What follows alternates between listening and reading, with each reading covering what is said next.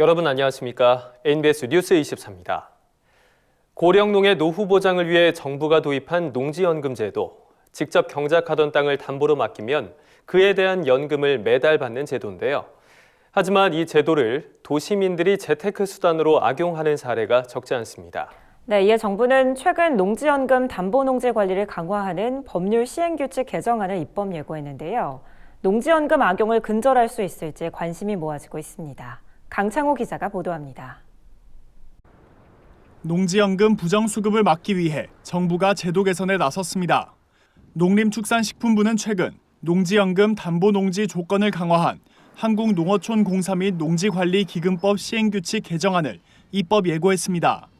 농지연금은 고령농의 노후 보장을 위한 정부 정책 중 하나입니다. 고령농이 본인이 경작하던 농지를 담보로 매달 일정 금액의 연금을 수령하는 방식입니다. 하지만 도시민들이 농지연금을 재테크 수단으로 악용하는 등 부정수급 문제가 적지 않았습니다. 심지어 일부 경매학원과 유튜브 등에선 농지연금 부정수급 방법을 가르쳐주는 사례마저 발생한 바 있습니다. 한국농어촌공사의 조사에 따르면 경매로 농지를 취득해 농지연금에 가입한 사례는 2015년 15건이었지만 2019년 163건으로 급증한 것으로 나타났습니다. 10배 이상 늘어난 겁니다. 사업 주체인 한국농어촌공사가 농지연금 업무 처리 요령을 강화했지만 법적 구속력이 부족한 상황이었습니다. 이에 농식품부는 농지연금 관리 강화를 추진하고 나섰습니다.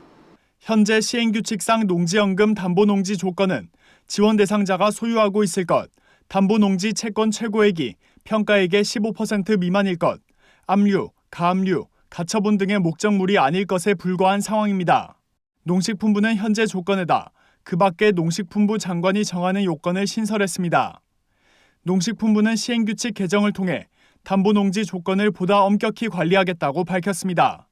사업 대상자가 2년 이상 보유한 농지, 거주지 인근 농지 등만 농지연금 담보농지로 허용하겠다는 겁니다.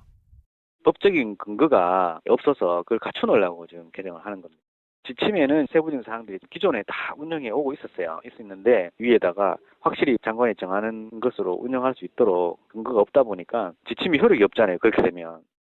최근 농지 투기가 사회적 문제로 떠오른 가운데 농지연금 부정수급 문제가 근절될 수 있을지 귀추가 주목됩니다.